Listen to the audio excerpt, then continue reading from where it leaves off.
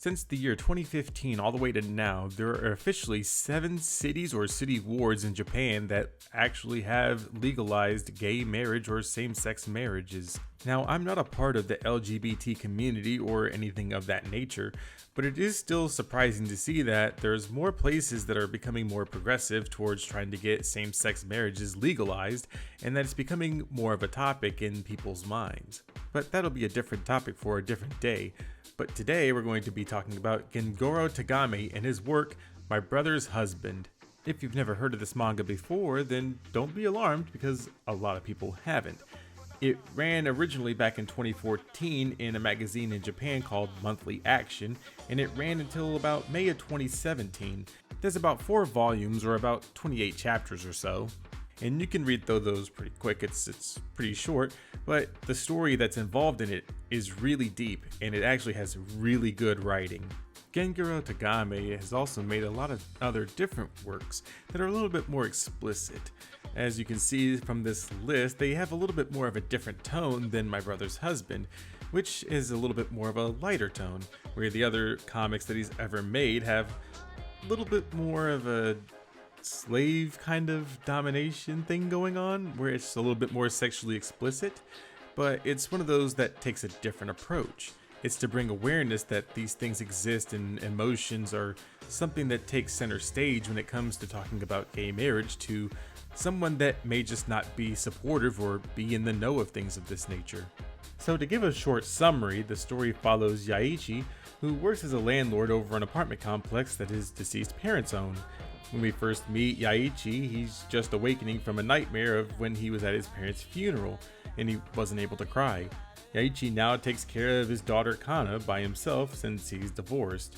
One day, a Canadian man named Mike Flanagan appears and hugs him out of nowhere. Realizing he made a mistake, he backs off and introduces himself. Mike Flanagan is Yaichi's younger brother's husband, and this takes Yaichi by surprise and leads us into the story about coming out, dealing with a family member or even a stranger that's gay, and same-sex marriage. Everything about this manga feels real. All of the interactions feel like they belong, and there's nothing that feels like it shouldn't be touched. Like everything feels like these are real conversations that people have, and it feels like it's something that belongs everywhere. In fact, it's been so widely praised that back in December of 2017, they actually announced that there was going to be a live-action adaptation of My Brother's Husband. In this adaptation, Ryōji Sato and Boruto Kaito make up the 2 main character male leads. Both of these men are extremely talented and they're extremely good at what they do.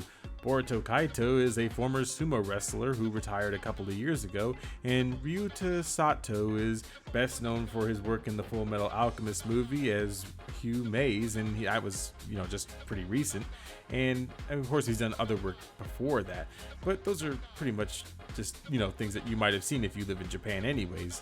All in all, I think this is going to be a great adaptation that you can watch on TV, which is going to be premiering on NHK BS Premium, and that's going to be starting on March 4th all the way to March 18th with 3 episodes, spanning those 3 weeks. If you're a fan of drama or just a slight bit of comedy somewhat mixed in with it, then I would definitely recommend giving this manga a read or just even giving this show a watch.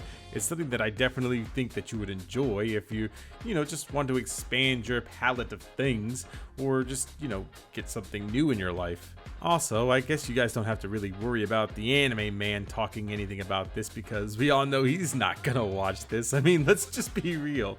He doesn't really care about anything that has guy on guy stuff. So you still have this video to watch and refer to, but I think that's about the only opinions I have. But yeah, just give it a chance or give it a read. It might be something you're into. Who really knows, right?